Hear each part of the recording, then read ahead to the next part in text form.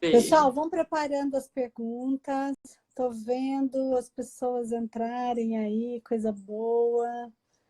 E a gente já vai preparando essa conversa, já vai aquecendo, né? Então, a gente tem feito umas conversas muito boas. Vocês têm participado? Como está sendo? Estão tendo as perguntas de vocês atendidas? Porque a gente tem tentado fazer aí, juntado todas as perguntas, porque são muitas, né? E muitas vezes a gente não tem dado conta de responder uma por uma.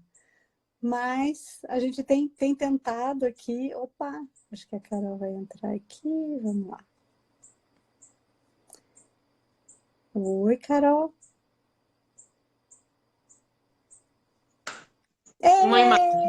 Pronto! Aê! Viva!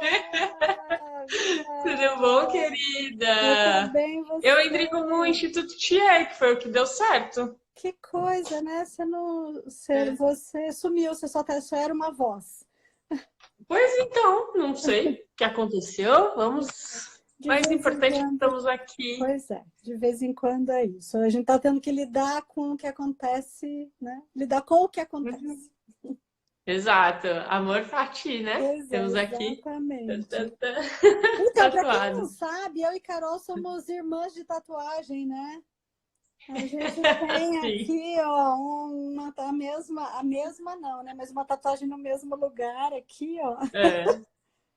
Que foi uma coincidência. Essa daqui, inclusive, veio dos estudos com a Caritas. Eu fui apresentada esse conceito por você. E aí, eu acho que esse vai ser o grande mote do nosso papo hoje aqui também, né, Carol? Essa coisa da filosofia Sim. também, né?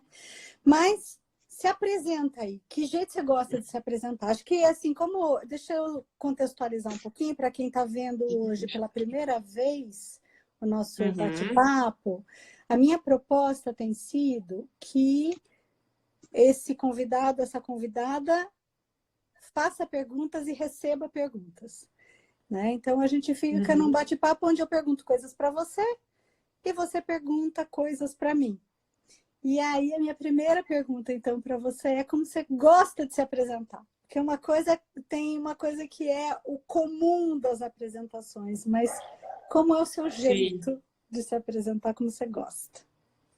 Então, se for para ser bem sincera, eu nunca gosto de me apresentar.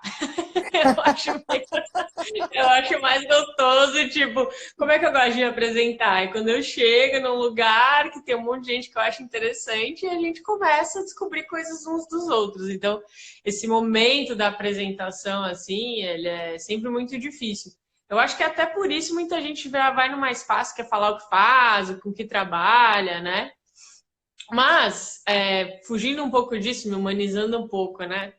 E, claro, honrando a presença de todo mundo que está aqui, que pode estar curioso com quem eu sou.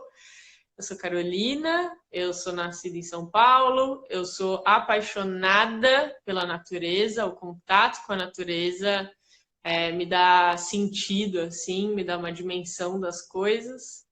Eu penso muito sobre a vida, eu sou fascinada por diálogos humanos, assim, de verdade, eu assisto filmes reparando nisso, eu leio livros reparando nisso, eu vejo as pessoas conversando reparando nisso.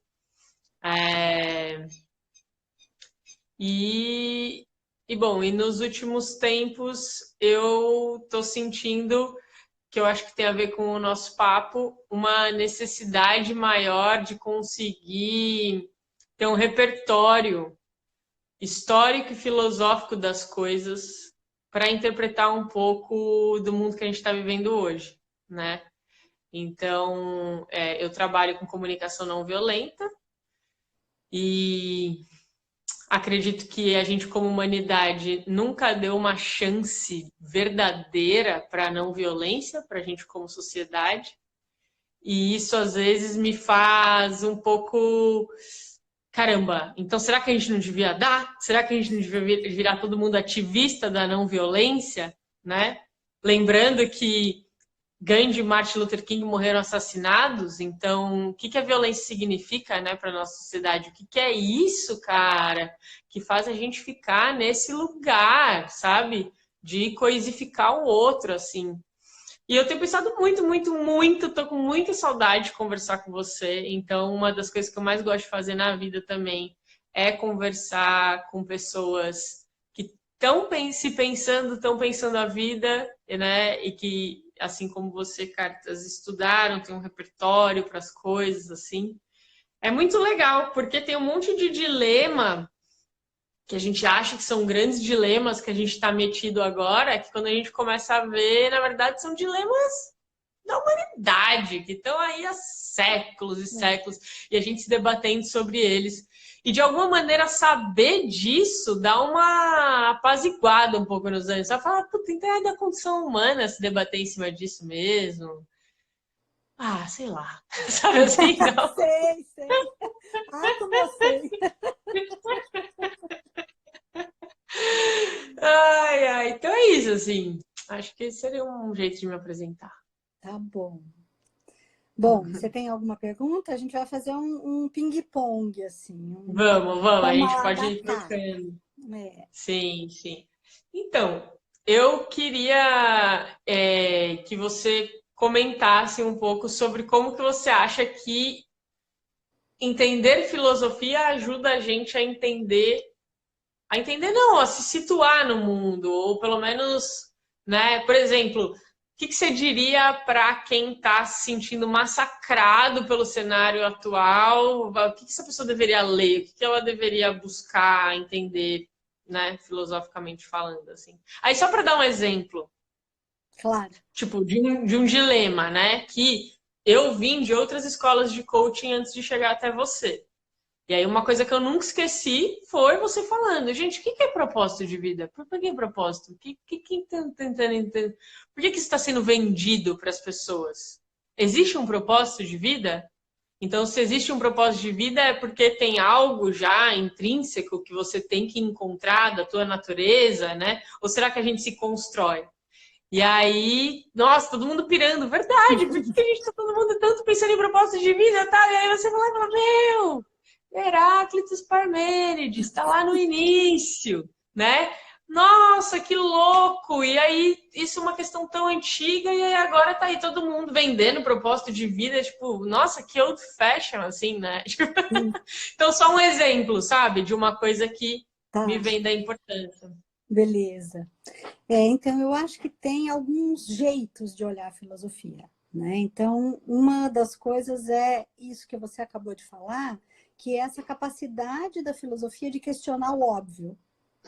Porque tem coisas que nos parecem tão óbvias que a gente sequer questiona, né? Por que isso está sendo vendido agora? Por que a gente está dizendo disso nesse momento? A serviço de que tem sido essa ou outra fala? Né? Então, essa coisa da Uhum. felicidade no trabalho, do propósito no trabalho, a serviço do que será que pode estar isso? Né? Então, ninguém nunca se questiona, ou assim, poucas pessoas, né? Poucas pessoas se questionam sobre isso. Simplesmente entram como rebanho nessas Uhum. falas, nessas modas, né? Sem Ah, olhar eu quero ser feliz. Ah, é, eu passo isso, bastante tempo trabalhando. Ah, é, então tem que ser feliz no trabalho. Pronto, isso, né? isso. Sem olhar os princípios, sem olhar as premissas. Né? Então, assim, um dos meus interesses é que a gente comece a questionar o óbvio. Né? E tem um jeito de pensar a filosofia, uma forma que a gente vê lá no ensino médio, né? O que é filosofia? Amor à sabedoria. O que é a filosofia? É a construção de conceitos. O que é a filosofia? Uma reflexão crítica. Então, tudo isso é filosofia também. Né? Então, isso não deixa de ser filosofia. Mas, para mim, tem uma coisa na prática, né? Da gente poder viver melhor, da gente poder se questionar, da gente questionar o mundo para que a gente possa construir novas possibilidades de existência. Para que a gente não fique preso na nossa existência pensando, essa é a única forma de viver que eu tenho. Então, existe uma construção possível a partir da reflexão e de uma reflexão que vem para a prática. Porque muitas vezes a gente pensa que conceitos são só aquelas construções teóricas que ficam lá, né, nesse mundo de livro que a gente tem aqui, que é para enfeitar a prateleira. Mas tem uma prática que a filosofia nos traz, uma prática diferente. Né? Então, tem um mundo que pode ser, e uma vida que pode ser construída a partir do estudo da filosofia. De estudar aqueles que vieram antes de nós, mas também de sermos esses produtores de um novo pensamento. Produtores do nosso pensamento. Né? Fazendo uso de todos esses que vieram antes da gente. Né? Subindo em ombros de gigantes. Então, eu acho que mais do que nunca hoje, para a gente dar conta da complexidade do mundo, né, de tudo isso que a gente está vivendo, a gente vai precisar ampliar nossa possibilidade de pensamento, né? Ampliar a nossa possibilidade de sentir, para que a gente possa ampliar a nossa possibilidade de pensar e de agir. Né? Que o pensamento não seja a nossa única conexão com a ação. Né? Então, se a gente puder juntar, né, o sentir, ampliando a possibilidade de pensar, para que a gente possa ampliar as éticas possíveis. Né? Então, porque quando a gente fala nesse agir no mundo, tem a ver com a ética. E tem a ver com o mundo que a gente quer ver, né, Carol? Com o mundo que a gente quer construir. Né? Sim, e é muito doido você falar isso, porque, por exemplo, tudo que todos os filósofos e sábios já pensaram estava num contexto também diferente do que a gente vive agora, né? Perfeito. Tipo, eu fico pensando, cara, eu trabalho em comunicação não violenta, tá lá o cara que sistematizou, Marshall Rosenberg. Não tinha mídias sociais, sabe? Do jeito que tem hoje. Fake news, robôs comentando, dando push, informações. Uma das bases da comunicação não violenta é a gente estabelecer quais são os fatos de alguma coisa que aconteceu. E aí, quando você tem, tipo, um fato circulando que coloca em xeque o formato da Terra, e tem pessoas que acreditam que a Terra é plana... Um fato que é fake? Entendeu? De onde você começa essa conversa? Para onde você vai, né? Exato. Então tem... E não estou dizendo que não há caminho, mas que certamente dificulta, e que era uma coisa que não estava sendo pensada antes, né? Então, claro. O que vai ser a ética agora desse mundo, que tem o mundo e todo mundo tem um ator no mundo virtual também, né? E como que a gente pode atualizar esses conceitos, né? Como a gente pode trazer, como a gente pode reciclar conceitos. Então, não é só fazer uso dos conceitos já gerados, né? Mas também reciclar conceitos. Porque quando a gente fala em filosofia, parece que tem alguma coisa arcaica, ultrapassada. Né? Filosofia é coisa de Sócrates e de Platão. Não deixa de ser isso também. Afinal de contas, lá naquele nascimento tem as bases, os princípios, muitos dos princípios do que a gente está falando até hoje. Né? Então, a gente vai reciclando, a gente vai criando e recriando conceitos, produzindo e reproduzindo. Né? Então, também se trata disso, né? A gente poder ganhar essa capacidade de atualizar os conceitos. E aí, você fala da CNV, eu quero fazer uma pergunta a respeito da CNV para você, né? Da comunicação não violenta. Eu vejo muita gente falando de comunicação violenta como um conjunto de ferramentas para pacificar diálogos. E aí, eu fico pensando que outros usos possíveis a gente pode pensar como usos da CNV, porque, e aí fazendo né, pedindo uma licença poética aqui, né, que parece que paz sem voz não é paz sem medo. Então, perfeito. Quais são os outros usos que você vê para a CNV? Sim, eu acho que não só outros usos possíveis, mas outros usos urgentes para a comunicação não violenta, que é o entendimento de que ela nasceu para ser primeiro, uma abordagem, uma pesquisa que a gente faz na vida sobre o que gera e não gera conexão. Então, não é um conjunto de técnicas, você vai lá, usa aqueles passos. Porque, infelizmente, tem gente que faz isso, aí fica uma coisa muito esquisita, que em geral não gera conexão com quem não faz parte desse ambiente de CNV, né?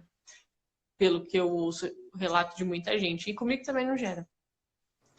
Mas o potencial de transformação social na comunicação não violenta, né? Então é muito louco, assim, como tudo que aparece com um potencial revolucionário acaba sendo cooptado, assim, para ficar mantendo o status quo, sabe? Então a agroecologia nasceu como algo revolucionário, agora já é coisa tipo de gente privilegiada, que infelizmente, porque ela continua tendo potencial revolucionário. Claro. E com a CNV eu vejo que acontece um pouco isso. E aí, pegando agora os movimentos recentes, né? Quer dizer, recentes para a maior parte das pessoas que começaram a ver agora, né? Que é o movimento lá de Minneapolis, do George Floyd, aqui, então, movimento antifascista, antirracista, né? O coração da CNV é isso, é olhar para a justiça social. Então, quem vem praticar CNV e sai de um curso e olha uma delegacia pegando fogo e fala, ai, mas esse povo tinha que ser mais empático. Que infelizmente acontece isso. E empatia não entendeu é uma palavra nada. que tá gasta, né, Carol? Tá gasta, é uma tá palavra gasta. que tá esgarçada já, né? Exato. Então a pessoa não entendeu nada. Ontem eu estava conversando com uma jornalista para uma matéria e ela falou assim: quem é que deve praticar a comunicação não violenta? Aí eu falei, olha, quem deve praticar a comunicação não violenta, eu acho que são mesmo as pessoas privilegiadas, né? Então, a galera da classe média, da elite, mas sendo a CNV um instrumento para abrir os olhos delas, para elas entenderem que empatia não é só se colocar no lugar do outro, mas empatia é reconhecer como o lugar dela afeta o lugar do outro. Então, como que elas estão se engajando dentro dos espaços dela, dos espaços de privilégio, de fala dela, para a construção desse mundo mais solidário e inclusivo. Agora, quem é que pode ter acesso ao CNV? Daí eu acho que é todo mundo. Uhum. Porque o que eu estou percebendo, assim, é um movimento que eu tenho feito já há bastante tempo de furar minha bolha da branquitude, me entender como uma pessoa racista, não porque eu sou uma pessoa má e acho, né, superior a ninguém, mas simplesmente por usufruir desse lugar de privilégio de pessoa branca. Sim, Então, porque desde o você está assassinato dentro da de uma Marielle... estrutura, né? Você está dentro de uma estrutura racista, assim como a gente está em uma estrutura patriarcal. Né? Perfeito. Então, somos então eu sou. Não tenho para onde fugir. Exato. E aí eu comecei a pensar, cara, então dentro do que eu faço, eu quero dar espaço para que pessoas negras e também pessoas pobres tenham acesso aos meus cursos, que não são cursos baratos.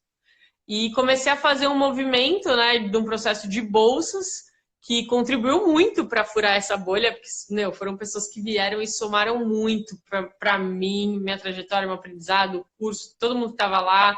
E também eu comecei a criar uma rede, eu comecei a saber que eu precisaria ampliar as minhas referências, que as minhas referências de fato eram todas brancas até então. Ok. Só que mesmo assim eu ainda estou ali fazendo bolsas. Só que pessoas que fazem CNV e não cobram nada, falam assim, ó, venha e dá uma contribuição voluntária. Mesmo assim, esses grupos não têm maioria de pessoas negras. Então, uma coisa que eu estou pensando muito nos últimos tempos, e não é um pensamento que está fechado, eu estou super aberta a escutar críticas e entender se eu estou falando qualquer tipo de baboseira, a gente não deveria ficar estimulando pessoas que estão numa situação de extrema opressão para que elas sejam pacíficas. Sabe? Porque eu acho que isso seria já demonstrar de partida que a gente não faz ideia do que é a vivência dela. Exato. De qual é a vivência. Entendeu? Então, quem deve ser pacífico é quem está com potencial de estar num papel ali de opressão maior. Né? E lembrando, né, não é que uma pessoa só é o opressor e a outra é a oprimida. Como você disse, o sistema, mas a gente ocupa papéis nesse sistema. Então, quem está mais perto da parte do sistema que está oprimindo tem esse dever. E aí, então, eu fico pensando isso, sabe? Talvez a CNV não chame por isso. Porque a pessoa está em outra realidade, não tem confiança, sabe? Sim. E aí, às vezes, a gente com o discurso de autorresponsabilização, que é uma coisa muito importante, eu entendo que é super importante, né? E de entender que o mundo é criado também a partir do que observa, a partir do que o observador também está vendo desse mundo, não é só o mundo, é o que eu enxergo do mundo, né? Sem dúvida. Isso, dependendo da forma como a gente fala, também soa como um enorme blá blá blá. Porque, tipo assim, cara, é o que eu tô vendo do mundo? Então vem aqui. Entra pegar, aqui no meu entendeu? papel, né? Exato. Exato, mas ao mesmo tempo é muito delicado, porque também não se pode dizer que por a pessoa estar nessas circunstâncias, ela não tem acesso a uma sabedoria infinita, a um potencial de compaixão imenso, a uma libertação da mente dela e da maneira como ela enxerga esse sofrimento, entende? Então eu acho que, tipo assim, todos os seres humanos têm esse potencial, mas é mesmo muito injusto que as circunstâncias sejam tão diferentes para a gente realizar esse potencial. Então, acho que assim, todo mundo deveria ter o acesso a uma ferramenta que é tão legal, mas quem eu tenho o dever, a responsabilidade mesmo de ser pacífico é quem não está sofrendo assim 3, 4 camadas de opressão diariamente, né? Principalmente num país tão desigual quanto é o Brasil. Então eu tô pirando nessas coisas, sabe? Porque às vezes a gente fala o que é CNV para quem? O que é CNV para quem? Não sei. E muitas vezes a gente fala nessa tal autorresponsabilização a partir desse lugar de privilégio que pode gerar culpa em outras pessoas que são oprimidas. Então, ou seja, a gente utiliza uma ferramenta que tem a intenção de pacificar para oprimir mais ainda. Então, esse cuidado, exato. né? E aí eu acho que entra esta reflexão crítica. Né? Então, como é que você pôde começar a pensar sobre isso? Né? A partir do momento em que você deixou de ser só a reprodutora de um método que estava contextualizado num tempo, num lugar, a partir de uma pessoa. Então, você começa a criar em cima daquilo que você recebe enquanto uma prática, um conceito, uma pesquisa, um conjunto de ferramentas, né? Então, desse jeito que a gente recebe a CNV. E eu vejo as pessoas muito reprodutoras de métodos. Né? Então, tem lá uma caixinha de ferramenta e essa caixinha de ferramenta funciona desse jeito e você deve fazer desta forma. Né? E é isso que eu acho que a gente questiona muito aqui. Né? Então, quando a gente fala da ontologia da linguagem, a gente vai pensar, sabe, o que pode a linguagem? Quais são as possibilidades de existência possíveis a partir da nossa linguagem? Né? O que é essa linguagem?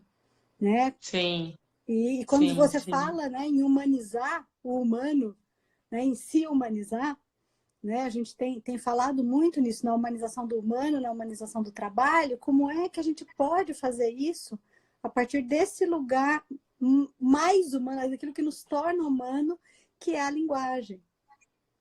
Então, eu acho que a gente fazer uma exploração da linguagem, né, uma exploração filosófica mesmo, e com esta filosofia, eu tenho chamado aqui de filosofia afetiva, né, que é essa que você não vai precisar ler 500 livros.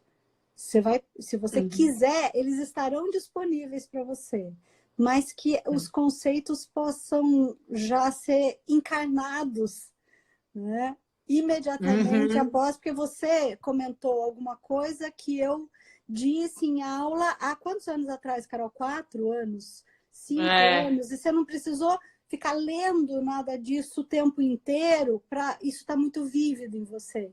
Então, para mim, sabe, isso é fazer filosofia, né? É a gente poder a partir de conceitos, de teorias, a gente poder olhar para as nossas práticas, né? Ou seja, você questionou a sua prática em CNV, né? E aí você viu que, olha, pode ser que a minha prática não esteja tão coerente com aquilo que eu quero, então talvez eu precise repensar a minha prática, né? Sim, é uma loucura, não tem fim, né? Quando você se coloca para pensar assim, não tem fim. Eu ia dizer alguma coisa, gente. Eu tenho alguma pergunta aqui, vamos lá. Tá. Tem alguns comentários, vamos ver. Gostaria de escutar os praticantes da CNV privilegiados que acham que não precisam cuidar da linguagem. Né? Se você quiser pegar um fio aí para falar, né? Sobre... Ela gostaria de escutar? Você falando sobre isso, né? Se você acha que algumas pessoas privilegiadas que fazem uso da CNV... O que as pessoas falam, assim? Isso, exato. Eu acho, por exemplo, assim, ó, a pessoa entende, quando a gente explica a CNV, a gente fala, olha, é importante no momento de você se comunicar, você entender o que é que você está sentindo e entender qual é a necessidade que está deixando de ser atendida com aquilo. Então, você sai do julgamento, da culpa, que é eu estou assim porque você está fazendo tal coisa, e você começa a pensar, eu estou assim porque eu gostaria de ter algo a mais, algo que é importante para mim. E aí eu estou trazendo para mim, isso me deixa num lugar de menos controle, mais confiança, um lugar de mais vulnerabilidade. E, de fato, eu acho que esse é um exercício muito interessante, muito potente, porque você vai se conectando com você e entendendo o que está acontecendo com você. E você pode se expressar através disso. Você sai dessa metralhadora de julgamentos e rótulos, né, que a gente muitas vezes automaticamente faz. Mas tem pessoas que pegam isso e falam assim, então é cada um por si. Então, cada um é responsável pelo que sente e pronto, entendeu? Então, a pessoa vem falar que tem racista, mimimi, né? Ela tem que ser responsável pelo que ela sente. Entendeu? Então, a pessoa vai longe, assim, num negócio que, tipo, calma, né? A questão é um pouquinho mais complexa do que isso. Porque existe no mundo uma discrepância de poder. Então, por exemplo, a comunicação não violenta, ela vai te incentivar a se expressar a favor das suas próprias necessidades. Mas quanto mais poder você tem, mais as pessoas vão te escutar se você se expressar a favor das suas necessidades ou não. Então, por exemplo, isso na mediação de conflitos, a gente se preocupa muito quando tem duas partes ali para resolver o conflito.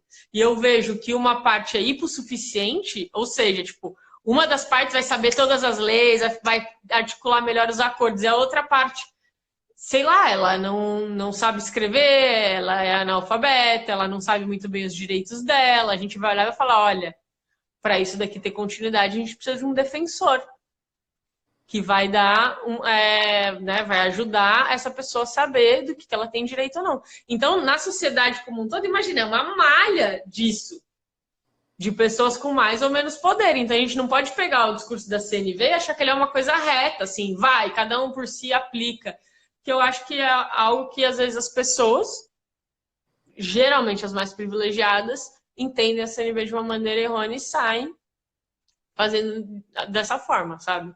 Sim, e aí então, vira um conjunto de ferramentas sem a reflexão crítica sobre o uso das ferramentas, né? E aí a gente vira esse aplicador de métodos. Não, e uma coisa muito louca é que o próprio Marshall, ele refletia muito sobre isso. É que o livro dele, o mais famoso, Comunicação Não Violenta, não tem mesmo uma coisa, uma parte ali que explore isso. Mas com o tempo, eu fui conversando com pessoas que conheciam ele e tinha muito disso nele, sabe? E eu fico pensando com quantas pessoas isso não aconteceu. Tipo, sabe o Pat Adams lá, do Amor é Sim. Contagioso? Do Uhum. filme maravilhoso, né? Todo mundo Maravilhoso, assistia maravilhoso. lá nos anos 2000 e Sim. chorou. Cara, se você assiste a entrevista dele no Roda Viva, ele tá puta com Hollywood. Porque ele falou, meu hospital era pra ser um hospital revolucionário. E colocaram lá como se fosse assim, quisesse ser mais um hospital fofinho, beneficente. Não, eu queria humanizar radicalmente a medicina. E eu queria que isso fosse sustentável para todos. E E, ninguém colocou isso, não colocaram esse viés político no filme. Colocaram só o que fofo, humano, perdoa, passa por coisas difíceis. Então, eu acho que é isso, assim, às vezes a gente começa a achar assim, começou a debandar para um lado mais político, ai, ficou pesado? Isso é, aqui não é autoconhecimento? Não é para eu ficar leve? não, e Mas hoje autoconhecimento para quê? ideologia passou a ser um palavrão, né? Exato. E aí as pessoas não querem falar sobre isso, né? Como se fosse ferir de alguma forma, né? E aí, se a gente for pensar, né, o que são ideologias, né? São os princípios, são as nossas crenças, né? Então a gente vai precisar falar sobre isso, a gente vai precisar desmistificar essas palavras, né? Palavras como Uhum. ideologia. Aí a gente vem de novo, a gente traz à tona de novo essa importância da linguagem, né? Então a gente Sim. a gente precisa de um tempo para que a gente possa falar sobre as coisas de forma a esgarçar mesmo, né? A deixar menos tabu, né? Então tem coisas que Uhum. são muito tabu. Nessa semana eu conversei com o Ed, que é um líder religioso. Então, assim, Uhum. como é que a gente faz um diálogo amoroso entre a filosofia e a religião? Como é que a gente faz um diálogo amoroso entre ideologias? Né? Então, que a gente possa Uhum. utilizar essa força do coletivo. Né? Então, eu ouço na sua narrativa o quanto você mais aprende do que ensina a CNV quando você coloca outras vozes, né? Pessoas que você fala são bolsistas. Não, na verdade, talvez eles deveriam estar recebendo para estar lá, né? Mas é mesmo. É mesmo. Porque aí são outras vozes, são pessoas que nos ensinam mais do que aprendem com a gente. Né? Sim. E a gente começar a dar valor para isso, né? Para outros tipos de sabedoria, para outras vozes. Né? Então, eu Uhum. falo a partir de uma determinada filosofia. Quantas outras filosofias não existem para que a gente possa dialogar? Né? Então, Sim. é esse diálogo que me interessa. E uma outra coisa também que eu acho que é bastante importante é como é que a gente tem cuidado dos espaços para que pessoas diferentes de nós se expressem, minorias se expressem, né? Porque não se trata só do conteúdo do que a gente fala, mas de como esse espaço está construído para que as pessoas se sintam à vontade nele, para que as pessoas se Uhum. sintam menos vulneráveis, para que as pessoas se sintam num espaço de confiança. E eu vejo muita gente Uhum. falando sobre espaços de confiança. E espaço de Mas construindo confiança, pouco. espaços de confiança não se constroem falando. Este é um espaço de confiança. Exato. Né? Então, que elementos precisam estar ali para que aquele espaço se torne um espaço de confiança. Eu tenho um Uhum. exemplo aqui que é muito, muito claro, assim. A gente tem um grupo de supervisão que ele tem uns 4 ou 5 anos já, acho que mais de 5 até, anos que ele roda quinzenalmente, né? Então, a cada semestre a gente renova e esse grupo tem se mantido. E a supervisão é muito delicada porque muitas vezes a supervisão ela é violenta. Porque as pessoas acham que supervisão é apontar o dedo, é criticar o fazer alheio. Então, olha, conta Hum. aqui o seu caso, que eu vou dizer para você o que você está fazendo de errado. Então, ambientes de supervisão, eles são ambientes muito, às vezes, muito nocivos. Tem gente traumatizada com ambientes de supervisão, né? E a gente conseguiu criar um espaço, nesses 5 anos, um espaço em que as pessoas têm prazer de contar e de dizer dos seus próprios erros, das suas próprias dúvidas, dos perrengues, daquilo que não está conseguindo fazer, porque sabe que vai ser ajudado. Sabe que a nossa intenção é fazer cada pessoa uma pessoa mais potente em seu fazer profissional. E aí a gente cria o espaço de confiança sem ter que fazer pactos de confiança, sem ter que falar sobre confiança. Então, e eu acho que a mesma coisa a gente pode fazer com a empatia. Eu acho que quando a gente precisa pactuar a empatia, a gente já não está operando na empatia. Total. Sabe? Quando a gente precisa combinar, sentido. olha, Carol, aqui a gente vai precisar ser empático. Para mim, já não faz o menor sentido. Né? Então, como é que a gente constrói espaços com os nossos fazeres profissionais de lugares que gerem a empatia, que as pessoas experimentem a empatia. E não que a gente fique teorizando e falando sobre a empatia. Que é isso que eu acho que tem sido um grande problema. Porque aí eu acho que pode ser opressor. Então, me interessa muito mais as práticas. Né? Como é que a gente coloca esse monte de teoria na prática? Né? E, inclusive, né, a gente tem um paradoxo, porque muitas vezes o senso comum não se traduz em práticas comuns. Porque quando a gente fala todo mundo deveria se amar, todas as pessoas deveriam ser gentis umas com as outras. Bom, senso comum, mas cadê a prática? Então, né, o senso comum não se reverte numa prática comum. Comum no sentido de todos operarem nesta prática. Perfeito. Né? Então, eu acho que essas coisas que a gente precisa começar a problematizar, sabe? Começar a ver como isso funciona na prática. Então, eu gosto muito mais de mostrar, né, essa prática. Olha, é assim que a gente tem feito a empatia. É assim que a gente tem feito a conexão, os ambientes de confiança. Né? Para que não fique uma coisa artificial. Né? Então, Total. A gente senta numa mesa, a gente sabe que os princípios de determinado método são empatia, então a gente fala, bom, então a gente vai ser empático.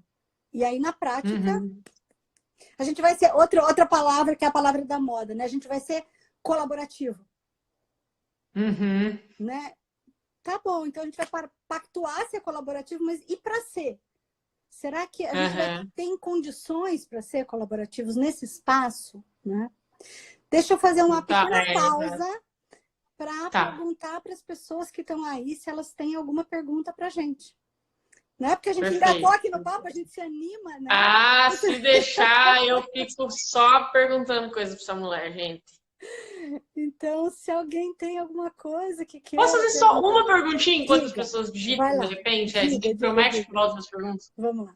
Sabe uma coisa que eu tenho pirado, assim, também, ultimamente, será que a gente precisa ter esperança? Porque por um tempo eu achava que isso era importante, sabe? Tipo, cultivar a esperança no coração das pessoas, tal. Mas quanto mais eu pratico compaixão, eu vejo que o samsara não se resolve, o mundo não se resolve. Entendeu? Tipo, então você vai ter esperança de quê? Se não se resolve. Melhor perder a esperança e seguir fazendo, né? Mas eu queria saber se você tem alguma... Ó, já chegaram várias perguntas, então só pra gente também voltar às perguntas, mas de repente se você quiser dar uma comentada disso, se você acha que esperança é algo importante. De repente, para mim, perder a esperança e continuar fazendo pareceu algo que faz mais sentido do que tentar ficando ter esperança de alguma coisa. Então, eu acho que e aí a gente vai para o senso comum, quando a gente fala perder a esperança, parece uma coisa muito ruim, né? Parece uma coisa muito dolorosa. Perder a esperança, ou seja, né, qualquer coisa pode acontecer, né? Eu não me importo com o que aconteça. Mas né? E aí eu vou recorrer a um filósofo que eu gosto muito, que é o Spinoza. Eu sabia que você ia, por isso que eu adoro te fazer pergunta. O Spinoza, ele contrapõe a esperança, então ele fala da esperança e do temor, né? Do medo. Então, o medo é a gente olhar para uma coisa que a gente desconhece, então a gente não sabe. O medo é um afeto que ele olha para o futuro, é uma coisa que não aconteceu ainda. Então, eu tenho medo, né? E a esperança é como se fosse esse afeto olhando para o futuro também, só que Ao contrário. ao contrário, exatamente. Um sentimento bom que aconteça. Né? Eu quero que algo bom aconteça, a esperança, e o medo é algo ruim que ali no futuro vai acontecer. Né? Então, são afetos deslocados do tempo presente, do que acontece. Ele olha para o futuro. Então, o que para mim faz mais sentido, né, é que a gente olhe para esse acontecimento, né, para que a gente possa estar mais próximo da vida, sabe? Não no sentido da gente se conformar com o que acontece, né? Não no sentido de um conformismo, mas numa aquiescência, sabe? Num assentimento ao que acontece, que é o amor fati que você tem tatuado aí. Né? Ou seja, olhar, amar o que acontece. E a partir daí desenhar uma vida que produza novos acontecimentos nessa direção desejada, porque senão a gente fica olhando sempre um futuro, um ideal que nunca chega, e se queixando do presente, e reclamando e sofrendo pelo presente. Né? Então, assim, afirmar o presente, e inclusive afirmar o sofrimento pelo presente, né? Talvez seja uma boa ideia. Né? Talvez a gente tenha uma possibilidade de vida diferente aí, né? Então, não sei lá se te respondi, mas, tipo, né? Respondeu super. Faz todo sentido. Todo sentido. Ainda ligou com amor fati, então, maravilhoso. Deixa eu ver aqui, o Paulinho está nos ajudando aqui, fazendo uma curadoria das perguntas, né? Tem uma pergunta aqui. Quando falamos, nos ouvimos. A escuta empática promove esta conexão? Quando falamos, nos ouvimos. A escuta empática eu acho que sim, justamente porque quando a gente fala, a gente se ouve. Então, quando eu gosto de dizer que empatia é quando você cria um espaço, né? Em geral, quando a gente fala alguma coisa, a gente não elabora ela tão num nível que gera uma compreensão do que está acontecendo com a gente, do que está acontecendo com o mundo. Então, quando a gente encontra uma escuta empática, que é essa escuta que vai alargar, assim, ó, tipo, traz mais, elabora mais, deixa eu escutar mais. Então, pronto, você achou um espaço para que essa elaboração possa acontecer, né? Para que essa conexão possa acontecer. Eu fico sempre pensando que a escuta empática tem a ver com uma curiosidade, sabe? Uma curiosidade genuína. Né? Mesmo que me pareça, que alguma coisa me pareça muito absurda, né? A escuta empática é aquela que me permite falar, nossa, o que será que faz a Carol pensar isso? O que será que ela está querendo dizer quando ela diz isso? Né? O que talvez ela esteja tentando proteger, o que ela está tentando conservar, né? O que ela está defendendo com essa fala? O que é importante para ela quando ela traz esse jeito de falar? Então, para mim, essa curiosidade, que pode ser uma curiosidade trabalhada, treinada. A gente aprende a ser curioso. Né? Porque as pessoas gostam muito de naturalizar determinadas coisas. E eu falo, vamos olhar para o aprendizado. Né? Tudo isso que a gente pode aprender a ser empático. A gente pode aprender a ser curioso. Não é uma coisa que nasceu com a gente. né? E a gente vai Nossa, precisar... e como aprende, né, Pois Carlos? O tanto de gente que tá falando que tá entediada.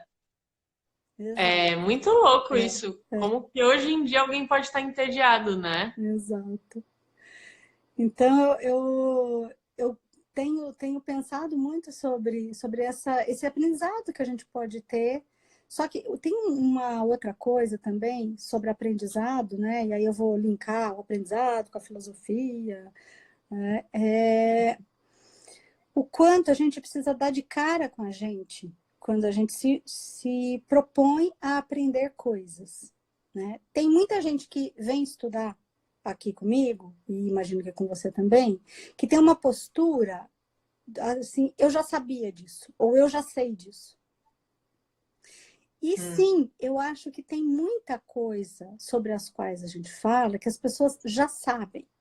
Só que, ao mesmo tempo, junto com isso, a gente pode dar voltas nesse parafuso do saber. Porque eu posso ler o mesmo livro 2, 3, 4, 5 vezes e encontrar coisas diferentes nesse livro, desde que eu me proponha a isso. Então, eu preciso de uma predisposição de o que eu não li quando eu li esse livro pela primeira vez. O que eu não sei ainda daquilo que a Carol ensina. O que eu não sei ainda sobre isso, sabe? Que voltas eu preciso dar? E eu vejo uma impaciência. Ah, não, isso aí eu já sei. Próximo, próximo, próximo. E não é possível a gente alcançar, a gente filosofar, se a gente não tiver, se a gente não parar. Tá? Parar num lugar. Sim. Se a gente não se propuser a fazer essas voltas, a aprofundar o pensamento. Porque senão a gente também tem um jeito consumista de conteúdo, né? Então, o consumismo ele não é só de matéria, né? Ele também é um jeito consumista de conteúdo, né? Sempre o próximo, a outra coisa, né? Há quantos anos você está falando sobre CNV? E o quanto você está aprendendo? E quanto você tem se tornado autônoma na reflexão da CNV por conta desse tempo que você tem dado voltas na CNV. Total. Né? Assim como eu na ontologia da linguagem, na filosofia, né? A gente vai dando voltas nas mesmas coisas e descobrindo coisas novas. Então, e aí esse aprender a aprender, né? Essa mentalidade do aprendizado. Né? Então, eu acho que isso é uma coisa que é super importante da gente olhar, sabe? De como é que a gente tem se colocado nos espaços de aprendizagem. Sim, você falou 2 vezes sobre a importância da prática, né? De viver a coisa como uma experiência direta sua, né? E aí eu acho que isso também, quando a gente está em busca de ser brutalmente honesto com a gente, do quanto que a gente está se deixando ser transformado por aquilo que é uma teoria que parece legal, tem uma diferença brutal, né? E aí tem uma conversa muito interessante do Dalai Lama com uns físicos quânticos. Porque o budismo ele há muito tempo está falando dessa natureza não confiável das coisas, né? Que as coisas elas não têm uma existência por elas próprias. A realidade tem uma natureza coemergente, né? Tem a ver com o que é observado e observador. Falando isso há milênios. Pois bem, vai lá, física quântica, desenvolve não sei quantas máquinas e acelera átomo, nem sei direito explicar o que a física quântica faz. E chega nessa conclusão também, através da ciência. E aí, pô, maravilhoso, tem um encontro no YouTube do Dalai Lama com os físicos quânticos, né? E eles falando isso, tá? E aí chega o momento da conversa que o físico fala assim para ele, mas como vocês chegaram a essas conclusões sem ter esses aparatos que a gente tem? E aí o Dalai Lama vira e fala, e eu fico pensando mesmo, como vocês chegaram a essa conclusão sem meditar? Né?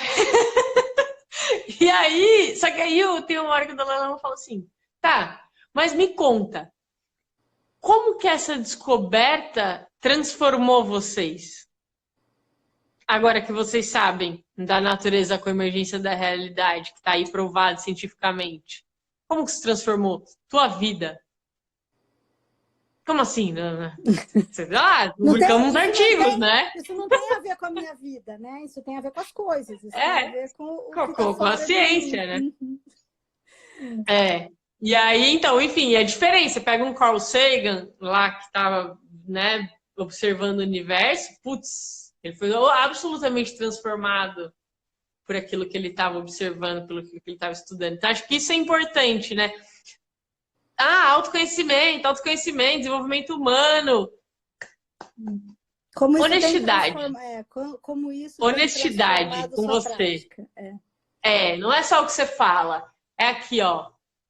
Você tá bem? E mais do que isso, é para quem? Quem mais está se beneficiando do seu autoconhecimento? Né? Você está se tornando uma pessoa melhor, que ótimo! Para quem? Né? Então, acho que isso são perguntas bem importantes. E qual sociedade a gente está ajudando a construir a partir desse autoconhecimento? Né? Porque senão a gente fica com um culto ao método. Né? Então, cultuando a meditação pela meditação. Cultuando o aprendizado, né? Determinados aprendizados por eles próprios. Né? Então, que mundo a gente tem ajudado a gerar a partir dessas práticas? Né? Porque senão a gente vai se instrumentalizar para a guerra, continuar se instrumentalizando para a guerra. Né? Então, agora, eu posso fazer guerra também com CNV, eu posso fazer guerra também com filosofia, também com ontologia da linguagem. Inclusive, eu fico muito melhor do que os meus oponentes. Eu viro uma guerreira muito melhor. Né? Então, assim, também olhar para as intenções. Né? Então, o Maturana tem uma fala que eu acho maravilhosa, né? Que as palavras não são triviais.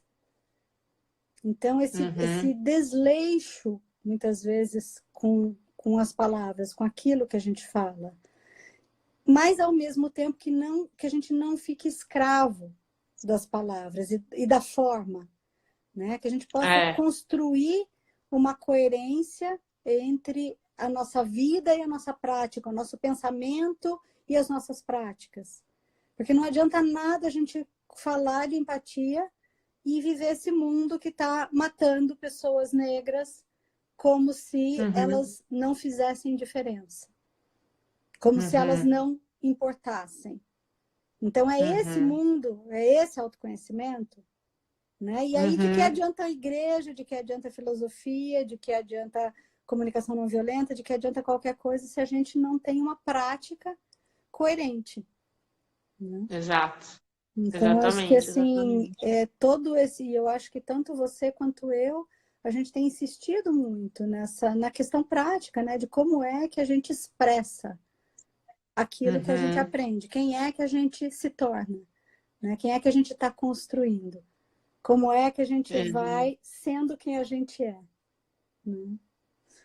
Nossa, que delícia de papo, Carol. Que delícia, eu tô aqui olhando pra você com muita saudade. Saudade mesmo. Então, querida, estamos encaminhando para o final. Então, conte aí o que você gostaria de dizer para as pessoas.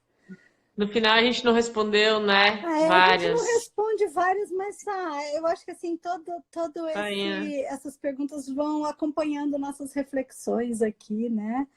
Vai lá, assim, o que você gostaria de falar, assim, para essas pessoas? Só tem uma que a Karen colocou assim, expressar as emoções e as necessidades. E quando as pessoas não têm coragem de fazer isso, elas não têm que superar isso antes, ter essa condição antes?